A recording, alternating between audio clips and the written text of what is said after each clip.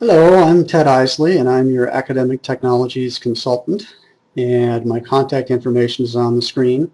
We decided, since so many of you work in clinical shifts and teach at night or on weekends and have such irregular hours, that it might be best if I introduce myself virtually in this way. What I'm using is a screen capture product. It's called Camtasia Relay, and we'll talk more about that later. It's a great tool, and now let's get on to some of the things that I can do for you. What does your AT consultant do? Well, first, I'm here to advocate for what you see as your needs and to give you support in those areas. So if you know of technology or software that could help you in a classroom, please contact me and I will do my best to support you in that area. I'm also your contact person for anything regarding teaching and learning with technology. So where my specialty is really video capture and streaming and podcasting, maybe you have a question about Blackboard or about clickers. And each of us has been trained to be knee-deep, as we're calling it. Sometimes it feels like more than knee-deep in each technology that we deal with. But if I can't solve your problem in Blackboard or clickers, I will go to the appropriate experts here and find the answer for you. So what we want is we want you to have to just call one person. Just call me and I will help you out, rather than making a handoff and making you feel like you've got to go back and describe your problem all over again for someone else. So we're trying to make this as simple and as streamlined as possible. And I'm also a partner who strives to understand the goals you have so that we can help to creatively address your teaching needs. By the way, I do have a background in teaching as well as in technology and video and streaming. So I understand that you want to focus on teaching and on your students, not on technology. Some of the things that I might be able to do with you is to meet with individual faculty to consult with you. Also to attend departmental meetings just to listen for ways in which we might be able to integrate new technologies into your class if it helps you. We're not here to insert technologies if they don't help you. And to bring you customized workshops. So where we currently give workshops for the entire faculty, we can customize them for nursing if we know that you're particularly interested in a certain list of technologies and applications. Some of the programs that we have here is we give course design consultations to make sure that you're using all of the technologies that might best help you to be the most effective instructor that you can be. Also to look at emerging technologies. So if you've heard of a new technology that's either already being used at one or two universities or that's just being just in the early development stages, let us know.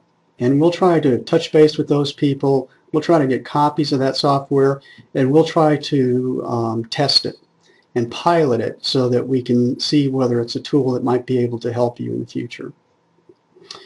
Another one of our roles is digital fluency training. So that's teaching you technology tools for integration into your teaching. And a big part of it is teaching you the so-called best practices with those technologies to be as effective as possible. In other words, it's not just which buttons to push, it's how to be most effective in presenting the information.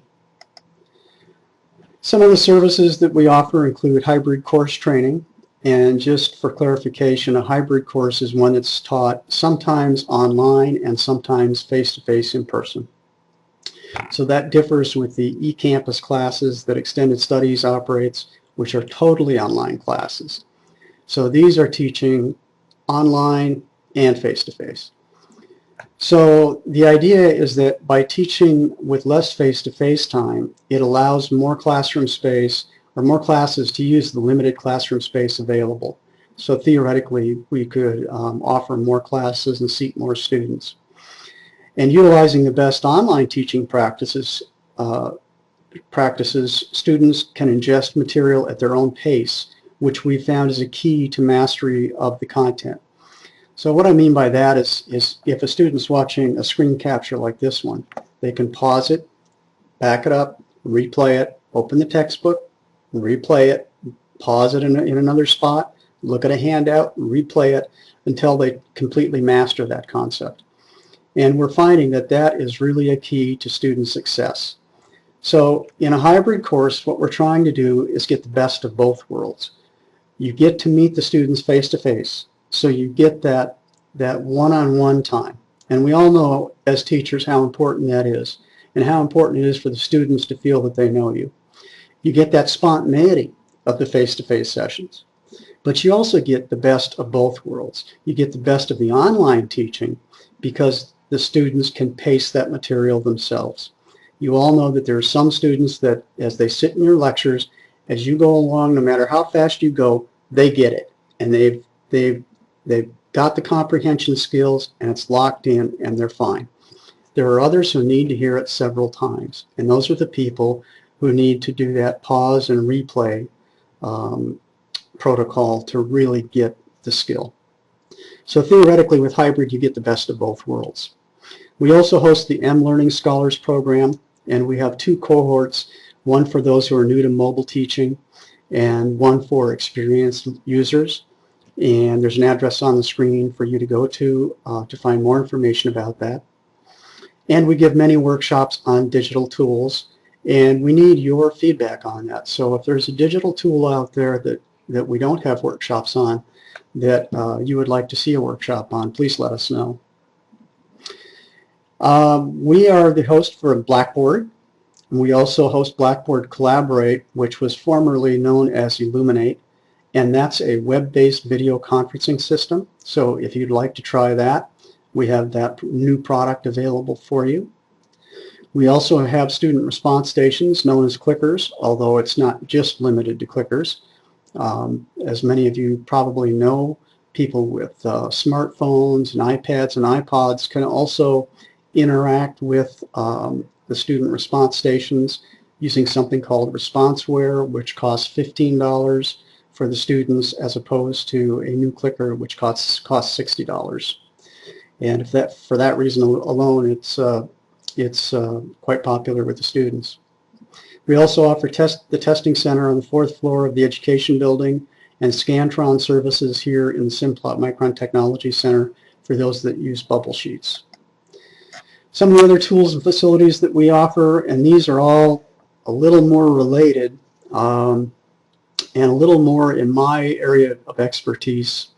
But if you want to do podcasting on Boise State's iTunes U site, we can help you create podcasts. And keep in mind that while you may initially think of podcasts as being audio only, podcasts can have video as well. In fact, the majority of the podcasts that we create here at Boise State do have video, whether it's PowerPoint slides or whatever the video may be. And that's tied into classroom capture. Classroom capture has expanded greatly over the last year. We now have 55 classrooms with more on the way. Those classrooms typically have a camera in the ceiling that looks towards the instructor's console. It also captures whatever's on your projector, so be that a PowerPoint slide, a browser, a document camera, that is captured plus your voice. It's a very slick process, and a lot of it's automated so that, again, you can concentrate on teaching, not on technology. So when you create a classroom capture, it automatically publishes the link to your Blackboard page. It also sends you an automatically generated email with those links as well. But your students just have to go to Blackboard to see those lectures and to rewatch them. And in addition to classroom capture, we have a product called Screen Capture, and that's what I'm doing right now. So obviously I don't need to have a classroom to do this. I can do a screen capture in my office or at home. We have two pieces of software for that. The legacy version is Echo 360, and their product's called Personal Capture. I'm the contact person for that, and I manage the licenses for that. The bad news is, while it's been a very popular program that we've had since 2006, it's probably going away as of July 2013 due to the licensing costs. So I'm continuing to support the people that have used that for years, but if you haven't used it, we want to get you to move to Camtasia Relay, which is going to be the product that we'll be using in the future. And the good news with Camtasia Relay is we actually have enough licenses for every instructor on campus to use it right now. And it does pretty much the same things as Echo Personal Capture. You can have the webcam on, and you can capture whatever's on the screen and also get your voice. The URL at the bottom of the screen here shows you where you can go right now to sign up for Camtasia Relay. When you go to that page, it's going to ask for a login, and you're going to want to use your Bronco Web login to log in and to download the software. It's also going to want to ask if you want to create a YouTube account for that Boise State username, and I encourage you to do that. It will make things a lot smoother in the long run. Okay, so let's talk about some of the ways in which these screen captures can be used, because they are becoming very powerful, and they're being used in a very creative and variety of ways. One of them is for flipping the classroom, which is one of the real hot topics in higher education. And typically the way it's used to flip the classroom is you can pre-record a lecture at home or in your office and post it to Blackboard and make that the students' homework for that night. So they go home and they watch the video, they watch the lecture. Now when you meet in the classroom the next day, rather than having the students sit there passively listening to a lecture, you can do more active sort of activities. I'm sorry, that's redundant, but you can have them do group work, you can have them work on projects, you can have them do some sort of group problem solving, and it's not just passively listening to a lecture. So it's becoming a very popular way of offering a class. Another thing that a lot of people do is they'll give the answers to a quiz in a little 5-minute module. So they'll say, okay students, you took quiz number 2 today. I'm going to tell you what the correct answers are. And they'll go through each question and talk about what the correct answers were and why that was the correct answer. So now the student that did very poorly on the quiz can sit there at home, play that screen capture, pause it, back it up, play it again, look at the textbook until they understand what they did not understand, and until they master the concept. The student that aced the quiz doesn't have to watch it, and when you next have your next class session, you don't have to spend any time going over quiz number 2 because you've already done it. So it frees up a lot of time for you. It's also been used for pre-recording lectures in the event that you're going to be absent. So if you're going to be on jury duty or you're going to a conference, you can pre-record a lecture. It will post to Blackboard, and then your students can watch it while you're out of town.